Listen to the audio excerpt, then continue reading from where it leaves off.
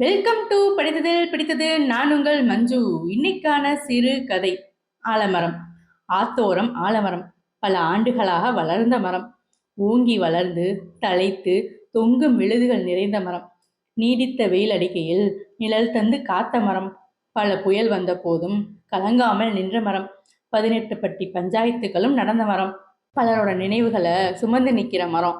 இப்படி சொல்லிக்கிட்டே போனாலும் 3 நாளாக பெய்கிற மழை மிகப்பெரிய சூறாவளி கரை கடந்து போயிருக்கு. அதனால எப்படியும் ஆலமரம் சாஞ்சிருக்கும்னு ஊருக்குள்ள பேசிக்கிறத கேட்குறப்ப வேம்பனுக்கு மனசு கவலையாகவே இருந்துச்சு. இந்த ஆலமரத்தை வேரோடு எடுக்க பல வருஷமா பல பேர் முயற்சி பண்ணிட்டு தான் இருக்காங்க. அதில் 5 வருஷத்துக்கு முன்னாடி ஆளுங்கட்சி 4 வழி சாலை திட்டத்தை கொண்டு வந்தாங்க. ஊர் சுடலமுத்து எதிர்கட்சி எம்எல்ஏவா இருந்தாரு. ஊர் மக்களோட சேர்ந்து கடுமையா போராடி ஆலமரத்தை வெட்ட விடாம பண்ணிட்டாரு. சாலை திட்டமும் வேறு காரணமா கிடப்புல போயிடுச்சு. ஆனா இப்ப அவரு ஆளுங்கட்சியை மெலவாகிட்டாரு. ஆலமரத்தை ஒட்டியே இருக்கிற தொடக்கப்பள்ளிய மேல்நிலை பள்ளியா மாத்த 300 வருஷம் பழமையான இந்த ஆலமரத்தை அடியோட வெட்டிட்டு பள்ளிக்கூடம் கட்ட போறதா சுடலமுத்து முடிவு பண்ணியிருக்காரு. இந்த செய்தி அந்த ஊர் மக்களுக்கு வருத்தமா இருந்துச்சு. இந்த விஷயத்தால ஊர்ல பஞ்சாயத்து கூடினாங்க.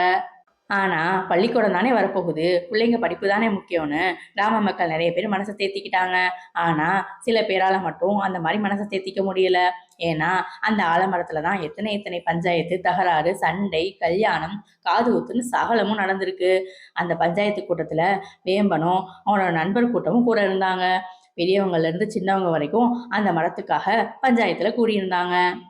அட, நீ வேற வம்பு பண்ணாத, மறந்தானே, ஊர் நல்லதுதானே செய்யறோம் என்று சமாதானப்படுத்தினார் ஊர் பஞ்சாயத்து தலைவர்.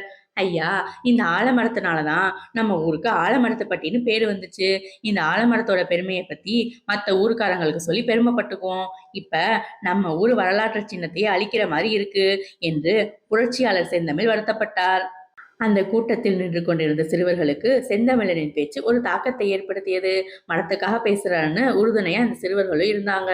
ஏன்னா பள்ளி முடிந்தவுடன் மாலையில் அந்த ஆலமரத்தின் விழுதுகளை பிடித்து நீண்ட நேரம் விளையாடிவிட்டு அதன் பிறகுதான் வீட்டிற்கு செல்வார்கள். விடுமுறை நாட்களும் அந்த ஆலமரத்தடியில் தான் விளையாடுவார்கள். பஞ்சாயத்து தலைவருக்கும் செந்தமிழுக்குமான பேச்சு நீண்டு கொண்டே சென்றது. முடிவில் எம்எல்ஏ நம்ம ஊருக்கு நல்லது தான் பண்றாரு, பெரிய பள்ளிக்கூடம் நம்ம ஊருக்கு வரக்கூடாதுன்னு சொல்லாத என்றார் தலைவர். நான் பெரிய பள்ளிக்கூடம் வேணான்னு சொல்லல, அத இப்ப இருக்கிற தொடக்கப்பள்ளிக்கு பின்னால இருக்கிற தரிசு இடத்துல கட்ட சொல்லி அரசாங்கத்துக்கிட்ட பேசுங்க. நல்லது பண்றாங்கன்னு நினைச்சு நம்ம வரலாற்றையும் நினைவா இருக்கிற மரத்தையும் அழிக்கிறத நான் அனுமதிக்க மாட்டேன்.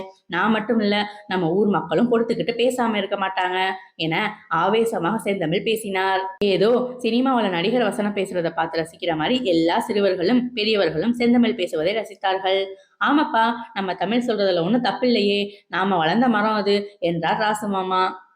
என் வயசு ஆளுங்க படிச்சது கூட அந்த ஆலமரத்தடியில தான். அந்த காலத்து டீச்சர் ஆலமரத்தடியில தான் எங்களுக்கு பாடம் சொல்லி கொடுத்தாங்க, அதெல்லாம் மறக்க முடியுமா என பல்லில்லாத பொக்கை வாயில் சிரித்தபடி நினைவை பகிர்ந்தார் வேலு தாத்தா.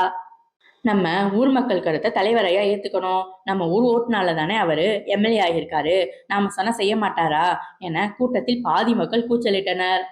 5 வருஷத்துக்கு முன்னாடி ஆலமரத்தை வெட்டக்கூடாதுன்னு போராடின எம்எல்ஏ இப்ப ஏன் வெட்ட நினைக்கணும்? தொடக்கப்பள்ளி பின்னாடி இருக்கிற தரிசு நிலத்தை தனக்கு சொந்தமாக்க எதுவும் திட்ட போறாரோ என்று வில்லங்கமான கேள்வியா கூட்டத்துல செந்தமிழ் கேட்கவும் எல்லோரும் அமைதியா யோசிச்சாங்க. அதுவரை அமைதியா இருந்த தலைவர் எழுந்து, எம்எல்ஏ என்ன திட்டம் பண்றாருன்னு தெரியல, நான் தப்பு பண்ணிட்டேன், பிள்ளைங்க படிப்புக்காக அப்படின்னு நினைச்சேன். ஆனா நம்ம நினைவு அது, வெட்டக்கூடாது, வெட்டவும் விட மாட்டேன், என் புத்தியில படுற மாதிரி சொன்னீங்க, கண்டிப்பா நான் எம்எல்ஏ கிட்ட பேசுறேன், அந்த மரத்தை வெட்டாம பின்னாடி பக்கம் ஸ்கூல் கட்ட ஏற்பாடு பண்றேன் என்றார் தலைவர். நல்ல முடிவா எடுங்கன்னு சொல்லி கூட்டம் கலைய ஆரம்பிச்சிச்சு. செந்தமிழை பார்த்து மணி, அண்ணே மரத்தை வெட்ட மாட்டாங்கல்ல என்றான். சிரித்தபடி நின்றார் செந்தமிழ். அண்ணே ஏதாவது சொல்லுனே என்றார் சாமி. தம்பி, பஞ்சாயத்து தலைவர் எதிர்கட்சி, எம்எல்ஏ ஆளுங்கட்சி, அவங்க திட்டத்துக்கு இவங்க எதிர்ப்பாங்க, அதனால மரத்தை வெட்ட வாய்ப்பு கம்மிதான்னு சொன்னாரு. அப்போ தலைவர் ஆளுங்கட்சி ஆகிட்டா இதே திட்டத்துக்காக மரத்தை வெட்டுவாங்க. குழப்பமா? என்னென்ன இது என்றான் மணி. அதான் அரசியல்பா, வாயை பொத்திக்கிட்டு நம்மட்டு சிரிப்பு சிரித்து, அண்ணே நீ அரசியலுக்கு வந்து தலைவராகி இதை தடுக்கலாம்ல என்றான் வேம்பன். நம்ம தாத்தா அப்பா எல்லாம் 60 வருஷமா மாத்தி மாத்தி ஓட்டு போட்டு இவங்க கிட்ட நாட்டை கொடுத்துட்டாங்க. புதுசா வந்து என்ன சொன்னாலும் இவங்களுக்கு புரிய மாட்டேங்குது, பட்டு திருந்தட்டும் என்று சொல்லிவிட்டு செந்தமிழ் கிளம்பினார். பொழுது சாயும் நேரம் சிறுவர் கூட்டம் ஆலமரத்தடியில் கூடியது. மரத்தை வெட்டாம இருக்க ஏதாவது பண்ணணும் என்று சிறுவர் கூட்டம் யோசிக்க ஆரம்பித்தது. நாம செஞ்சா சின்ன பிள்ளைங்க இதுல தலையிடாதீங்கன்னு சொல்லி நம்மளை கொட்டி உட்கார வச்சிருவாங்க. அதுக்காக நம்ம மரத்தை வெட்ட முடியுமா? நாம விளையாடுற மரம், இந்த மரத்தை எப்படியாவது காப்பாற்றணும், ஏதாவது வழி இருந்தா சொல்லுங்கன்னு ஒவ்வொருத்தரும் ஒவ்வொரு யோசனையும் சொல்ல ஆரம்பிச்சாங்க. இருட்டவும் ஆரம்பிச்சுது. அப்ப அங்கிருந்த வேலு தாத்தா கிட்ட யோசனை கேட்டாங்க. பொக்க வாயில சிரிச்சபடியே அந்த காலத்துல நிறைய மரம் நட்டாங்க. அப்புறம் சில பேர் மரத்தை வெட்ட ஆரம்பிச்சு அதையே வியாபாரம் பண்ணாங்க. அப்போ மரத்தை காப்பாத்த நாங்களாம் பிள்ளையார் சிலை, சூளம், மஞ்சள் துணின்னு மரத்துல கட்டி விடுவோம். சாமி இருக்கிற மரம்னு யாரும் வெட்ட மாட்டாங்க, பயப்படுவாங்க. இப்படிதான் மரத்தை காப்பாத்தணும் என்றார் வேலு தாத்தா. அப்போ வேம்புக்கு ஒரு யோசனை தோணுச்சு. எனக்கு ஒரு யோசனை தோணுது, நாம எல்லாரும் அய்யனார் கோயிலுக்கு போகலாம் வாங்க அப்படின்னு சொல்லிட்டு அங்கிருந்து கொஞ்ச தூரம் நடந்து அய்யனார் கோயிலுக்கு போனாங்க. சுத்தி முத்தி பார்த்தாங்க, அங்க யாருமே இல்ல. அய்யனார் சாமி கிட்ட வேண்டிக்கிட்டு அங்க இருக்க ஒரு அரிவாளை பிடுங்கினா வேம்பு. அந்த அரிவாளை தூக்க முடியாம தூக்கிட்டு நின்னான். எல்லோருக்கும் பயம் வர ஆரம்பிச்சிச்சு. எதுக்குடா அரிவாளை பிடுங்குன அப்படின்னு பயந்தா மணி. எல்லாம் ஒரு காரணமா தான் அப்படின்னு சொல்லிட்டு அதை தூக்கிட்டு ஆலமரத்துக்கு வந்து சுத்தி முத்தி பார்த்துட்டு ஆலமரத்துக்கு கீழே குத்தி வச்சான். மஞ்சள் துணி எடுத்து மரத்துல கட்டி விட்டான். வேம்பு செய்யறது மற்றவங்களுக்கு புரிஞ்சிச்சு. எல்லாம் முடிச்சு, யார் எது கேட்டாலும் எதுவும் தெரியாத மாதிரியே இருங்க என்றான் வேமன்.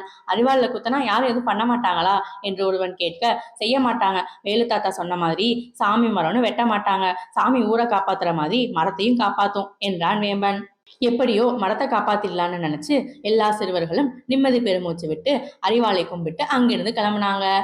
இரவு பொழுதிலே தென்மேற்கு பருவமழை சூறாவளியாய் சுழன்று வந்தது. பலத்த காற்றுடன் தொடர் மழை பெய்தது. சூறாவளி சுழன்று அடித்தது. 3 நாட்கள் தொடர்ந்தது. வீட்டை விட்டு வெளிவர முடியாத சூழல் நிலவியது.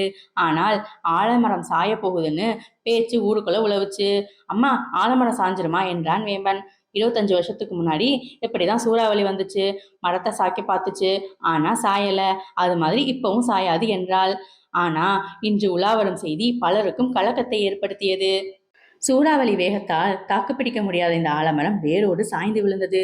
கிராமங்களில் ஆற்று நீர் உட்புகுந்து பல வீடுகளும் சேதமானது. ஆலமரம் விழுந்துருச்சு என்ற தகவல் ஊர் முழுக்க பரவியது. கொட்டும் மழையையும் பொருட்படுத்தாமல் ஊரே ஓடி வந்தது. கீழே விழுந்து கிடந்த மரத்தை கட்டி கொண்டு மக்கள் அழுதனர். ஒவ்வொருவருக்கும் ஒவ்வொரு வகையில் ஆலமரம் பல நினைவுகளை தந்ததை நினைத்து நினைத்து கதறினர். வேம்பன், மணி என சிறுவர்கள் கூட்டம் நிலை குலைந்து கண்ணீர் வடித்தார்கள். ஊன்றி வைத்த அய்யனார் அரிவாள் சரிந்து கிடந்த இடத்தில் மண்டி போட்டு மரத்தை ஏன் காப்பாத்தலன்னு அழுதார்கள். இந்த கதையின் மூலம் வாழ்க்கையின் யதார்த்தத்தை நம் கண்முன்னே அழகாக நிறுத்தியுள்ளார் ஆசிரியர். இந்த கதை பிடித்திருந்தால் ஒரு லைக் கொடுக்க மறந்துடாதீங்க. பாய்.